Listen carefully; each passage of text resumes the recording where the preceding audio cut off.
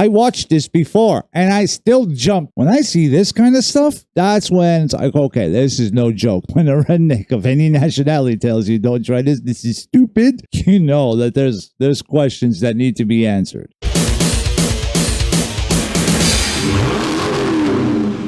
For those that get happiness watching lithium-ion batteries in a press, this is Rip Roaring Garage. I'm Alex.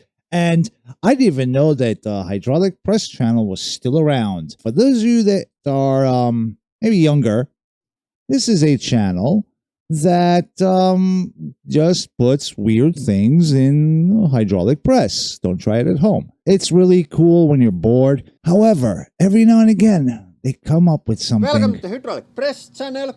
Today we are going to crush lithium-ion batteries. Obviously, this is one of those concerns that pops up with the EVs. So next time you talk to one of your Tesla fanboys or whatever, you can point them to this. No, but seriously, this actually is making me rethink a lot of things when it comes to my power tools, the cordless power tools, right? What happens when you expose it to shock and impact? Like Milwaukee has 18650s, and there's a bunch of them stacked inside like the 18 volt. And that's one of the questions I always have. This is so great for the environment. How come the waste that results from all this stuff is so labor intensive? All these steps that need to be done, and it's such a fragile little balance. All it takes is for somebody to just start throwing, I don't know, let's just throw on a number, 10% of these end up in the trash. What is the impact of that? If I'm comparing this to a cast iron block that just rusts away, I can filter that out of, the water table. But if it's some lithium ion stuff that turn the friggin' frogs gay, I, for one, and I'm pretty sure the public at large doesn't understand, that creates concerns. But all we get is just shut up, trust me, bro, it's safe. It's going to be pretty clear after this video that these are pretty dangerous if they are not taken care properly. Actually, the batteries are so dangerous to crush that even I didn't want to try this at home. And this guy's, he's a Swedish redneck. Kind of like his attitude. He's just doing stupid things and whatever. A friend of mine said, as Americans, we reserve the right to be stupid. We all do it. Hold my beer, bro. How the hell are you still breathing oxygen? We took the press and a lot of batteries to our explosion park. Here is a good, safe area to do these tests.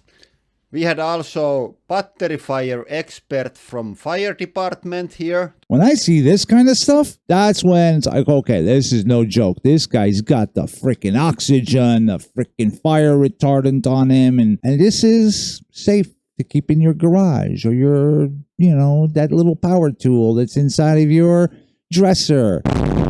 And also to take care that the crushed batteries are safe to transport away after the experiment. Don't try this or anything like this at home. This is stupid. When a redneck of any nationality tells you don't try this is stupid, you know that there's questions that need to be answered. This tiny cell has quite a lot of fire and anger inside of it. Fire and anger. I like fire and anger. Kind of describes a lot of us lately, huh? But that's okay. I watched this before and I still jump. Damn. Wow. The goal of these experiments is to show how dangerous lithium-ion batteries can be if they get damaged and wake up as zombie batteries after that.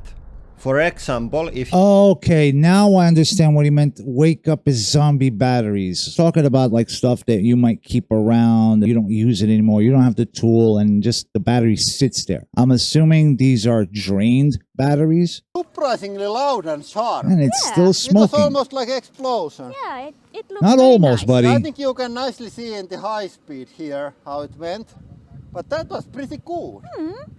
Nice start, nice start. He'll also hit the lottery because he's got the kind of girlfriend that's into this crazy stuff. Girls take notice. Get into liking making stuff go boom. I was going to make a joke about blowing stuff up. To minimize risk of nothing happening, I put some screws under the thing. To minimize the damage of nothing happening, you turned it into a freaking frag.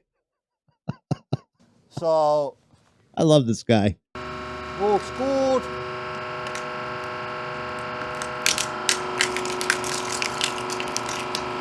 Okay, there is some smoke. So that's the one thing that is dangerous about some of the chemistry involved. Not all batteries have the same chemicals inside. They're all based on lithium, but there's different variations and different chemicals. Some of them are slow burners. And these are the ones that actually kind of scare me a little bit more, because the first ones, while they can do catastrophic damage, these, you might not even notice it. You throw it away with other stuff that is flammable, that is reactive, and your garage goes up in smoke. Oh, Okay, and now we have this wonderful mix here. Now, this is the one that's more relatable to the general audience, but now we're talking about general electronics, the kind of stuff that we all got. Yeah, it's an old phone. I actually use it for parts. It does have a bad battery in it. The assumption is that there's no energy trapped in that dead battery. Well, I was also wrong. We have cell phones and sharp screws. Of course, let's just put some screws in there. Now, I have a feeling they did that to increase the chance of a puncture occurring in one of the cells. But it's just so funny. Like, let's have the little Norelco right there. And it's full of random stuff. Okay.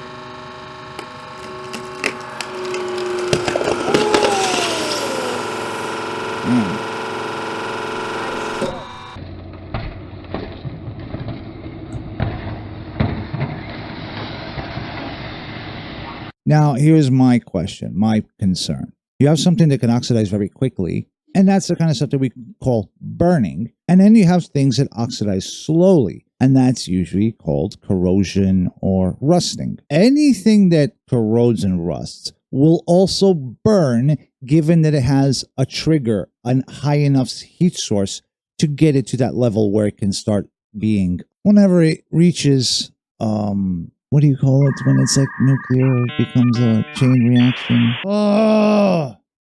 Anything that oxidizes will also burn. The question only becomes of the heat that's present in the environment to where that reaction can become self-sustaining. I'm pretty sure all of you guys know this stuff. However, there are a lot of younger guys that don't, and they may be on this video. And rather than making fun of somebody that doesn't know, let's just try to teach each other, because I'm pretty sure there's things that we all don't know. So my concern with this kind of oxidation versus combustion is that if something burns, it will also oxidize. Earth wants to reclaim it.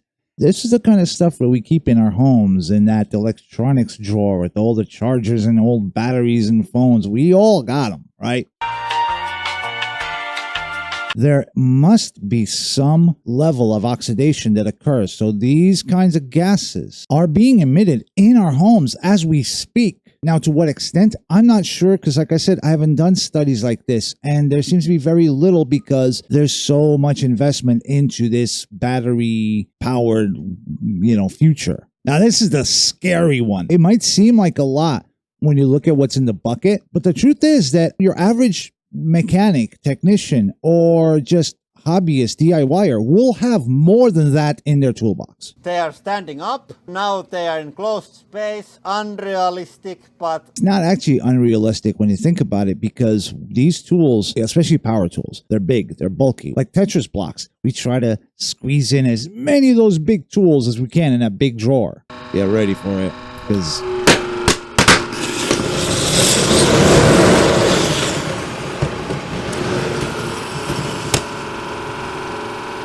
I've seen oxyacetylene torches that didn't burn with as much anger as that. Look at the speed of that. Look at how fast. It's like a freaking rocket engine. Anybody that's into hobby stuff like RC planes, have you ever tried making an RC plane that will use the power from the battery to power something and then just JADO itself? I don't know. completely same thing. Wow. They short themselves and get on fire. Then the whole trash truck or waste compactor gets on fire. Damn. So even one lithium ion battery that you just throw into trash, It's- it might generate It's spinning. a lot of problems down in the line. You just throw into trash, it might... It's spinning the freaking head of that press. Okay, here is our end result. The universal sign, no matter how much technology, how much know-how, we always revert to just kick it.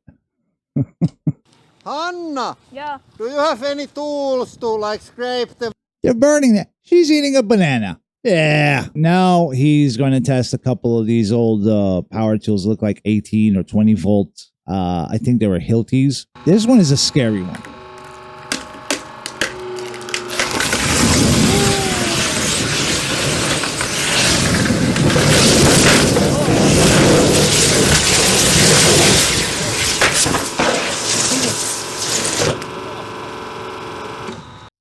I normally don't go with the whoa and the, but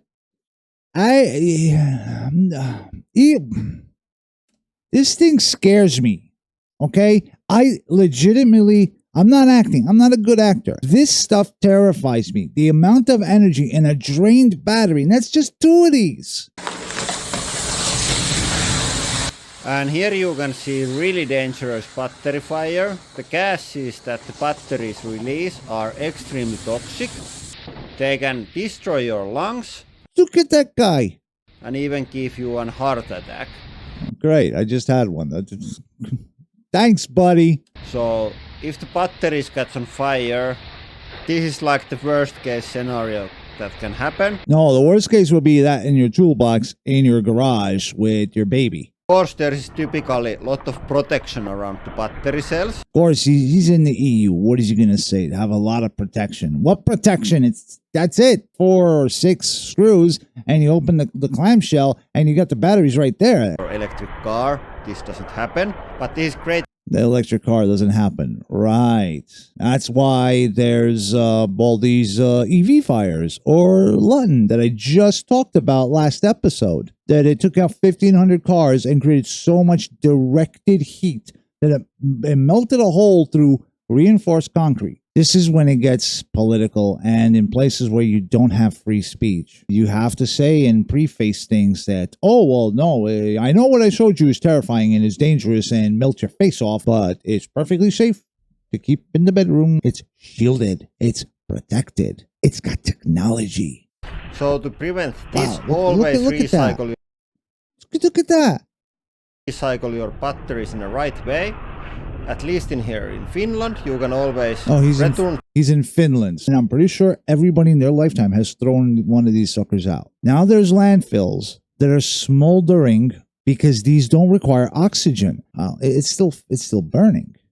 They just released this like 4 days when I'm recording. It's the 25th. However, you're going to see this after something that I think is very important. So if you've seen this, and this is your first time seeing a Rip Roaring Garage video, check the older one. Should be a link right here, because that one I talk about gigapress and gigacasting and the insanity. And the tie-in to this video is, why do they do this? Because it's cheap and it gets number go up. Look at the RPMs of this tool and all this kind of stuff. That is something that makes marketers happy because they can fudge numbers. We already have a tendency for manufacturers to lie. This will give them some of that backing to pump those numbers up. And I'm not saying that these power tools are not amazing. They're awesome. Like the M18 line from Milwaukee. Yeah, I got a lot of them, right? DeWalt just came out with some new stuff, and they got these pouches for the batteries. But the question remains, why? Like, do we need them? Not really. And that's how they kind of get us. But it's an issue of what's easier for them. Just like with the gigacasting, has nothing to do with what you want and what's good for you as a consumer. It's what's good for them. I didn't want to get this because it's still silly, and I'm amazed that they're still around, and good for them, because I remember the humble beginnings. They began their channel very poor. And I relate to that because, my God, man, I'm even debating if I should put a video of where I used to live. Nope. Always ask questions. Always consider why something changes, why there's an improvement or innovation. Forget about the buzzwords. And we have the internet. I know Google sucks lately. There goes monetization on this video. Point is, do your research. We're going into a storm of bad economy, an election coming, war on the horizon. Actually, it's already here, knocking on our door, trying to get in. I know most of you, we can't afford to spend stupidly. And it's not just an issue of performance or whatever. We want things that last. If you made it this far, hats off. Then you would like the kind of stuff that we do here. Leave me a comment. We still got the t-shirts, speedboats, because we started off and we still are a Mopar channel, and in general any car. If you like having discussions, sometimes heated, but at the end of the day, we all listen. We all appreciate a good conversation, a good debate. So I'm Alex. This is Rip Roaring Garage, where oil is thicker than blood. Hemi alike. And I hope you have a rip roaring day. Ugh. What is the meaning of happiness? Is it a hydraulic press? No. What is happiness? By watching Rip Roaring Garage, Tetris cube, like Tetris. If it bleeds, we can kill it. I will show you the way. If it bleeds, we can kill it. You're the best in my space. I have no idea what I'm doing. Fake click clouts, clickety clackities, and whatever. I don't know what I'm looking at. Is that topical? Is that LGHT TV?